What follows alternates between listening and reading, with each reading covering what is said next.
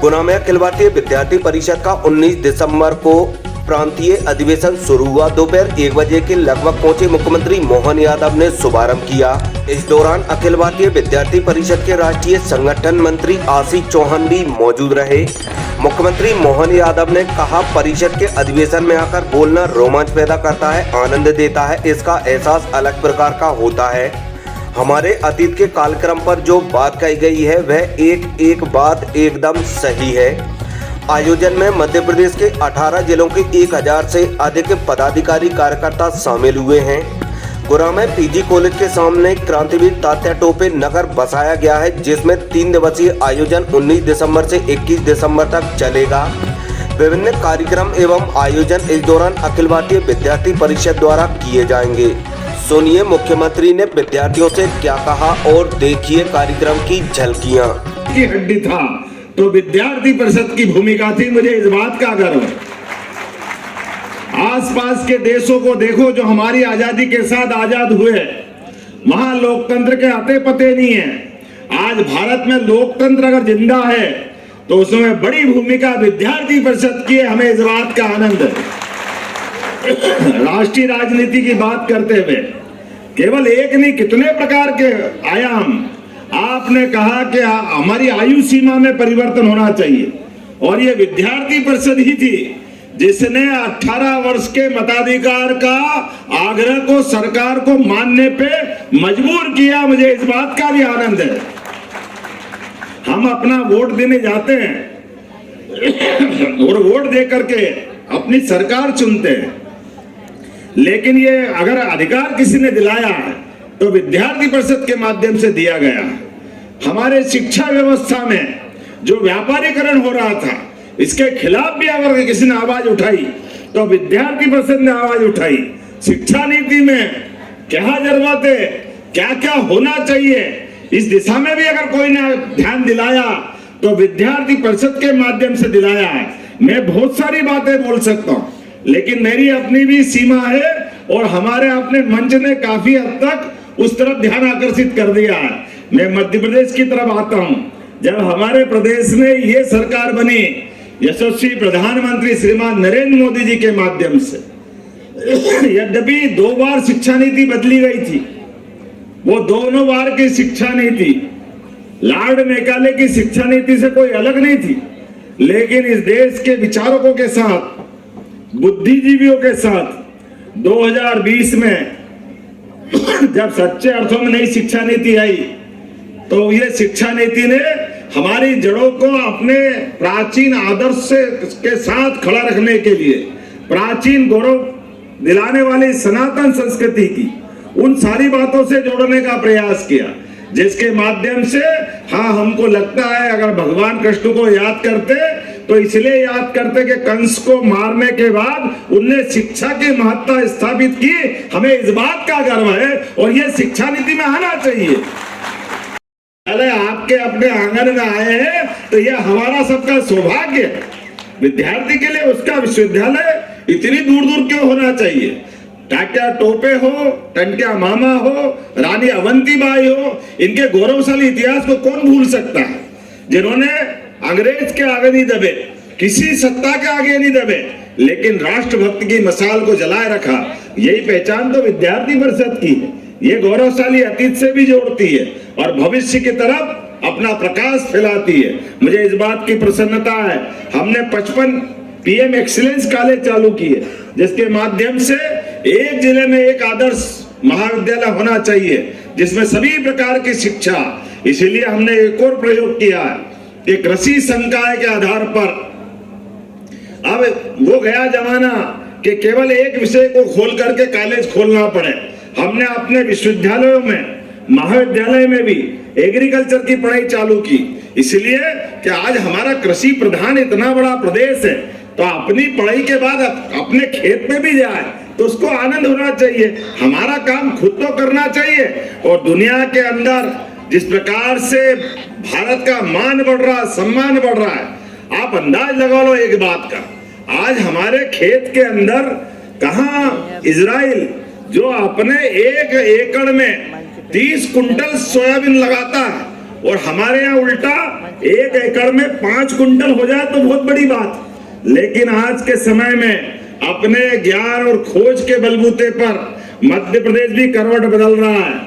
आने वाले समय में निश्चित रूप से जल की उपलब्धता के आधार पर आज मध्य प्रदेश जो आगे बढ़ेगा, ये नई पीढ़ी के माध्यम से बढ़ेगा। मुझे पूरा भरोसा है आपके माध्यम से बढ़ेगा।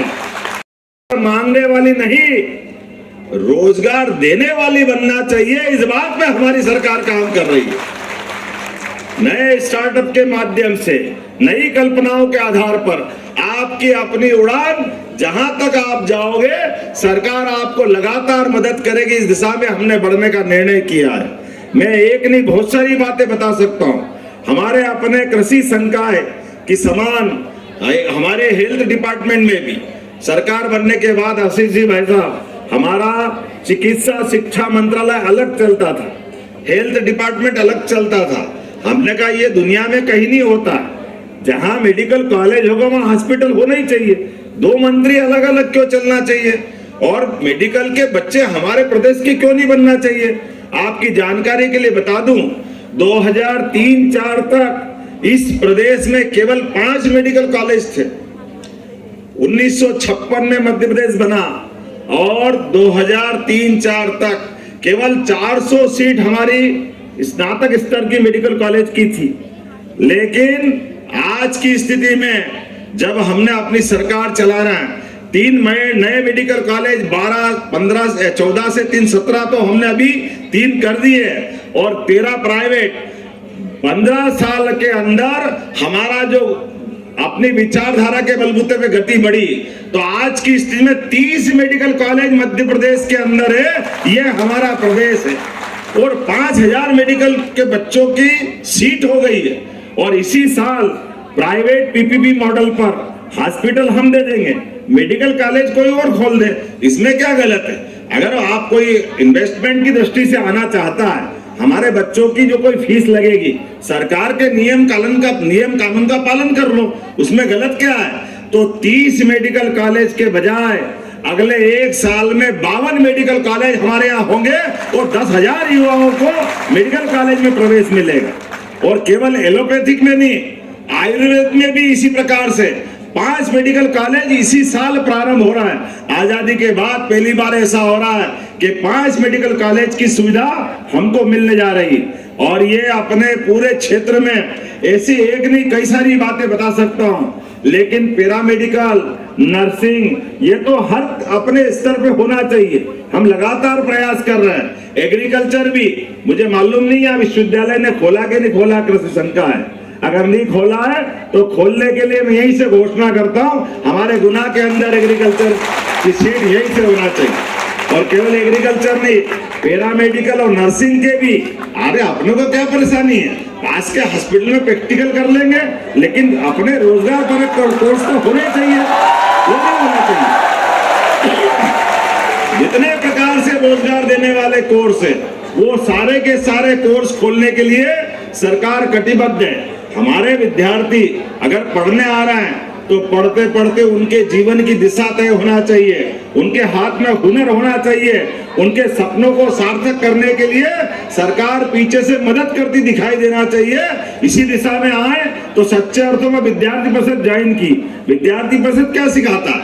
विद्यार्थी परिषद सिखाता सच्चा देशभक्त नागरिक बनना, अपने जीवन में अपनी गौरवशाली अतीत से जुड़ करके भविष्य के सपनों को आगे लेके चलने में उत्तम श्रेष्ठ नागरिकता धारण करना, अर्थात देशभक्ति के साथ कोई कॉम्प्रोमाइज नहीं करना, समाज में उत्तरदायित्व जीवन जीना, भविष्य के लिए समाज का समग्र सोचना और सनातन संस्कृति पे गर्व करना।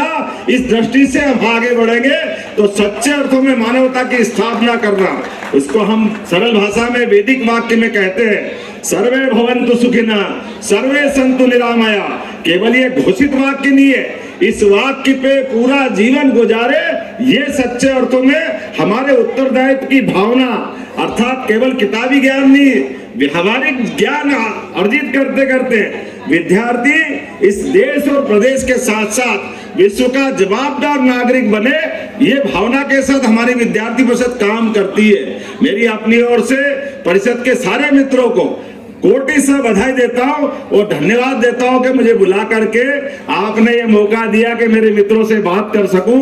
आपने इशारा किया, हमने शुरुआत की है, साथ होना चाहिए, लेकिन युवाओं के साथ संवाद भी होना चाहिए, उनके साथ बात करके मध्य प्रदेश को विकास की दिशा देना चाहिए। इसलिए इस क्रम में विद्यार्थी परिषद की मदद की आवश्यकता पड़ेगी। आप और हम मिलकर के हमारे संवाद के विषय क्या हो, प्रदेश की आगे की धारा किस दिशा में ले जाना चाहिए, ऐसे बहुत सारे मामलों में विद्यार्थी परिषद का मार्गदर्शन मुझे मिलेगा। इस भावना के साथ पुनः एक बार फिर अधिवेशन की बधाई देता हूं। बहुत बहुत धन्यवाद। भारत माता की जय।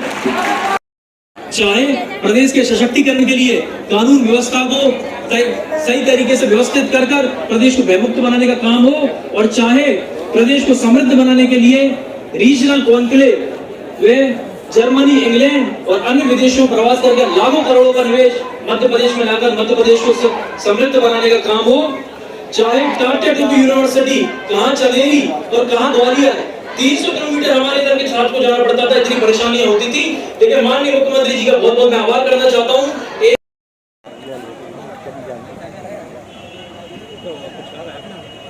बताया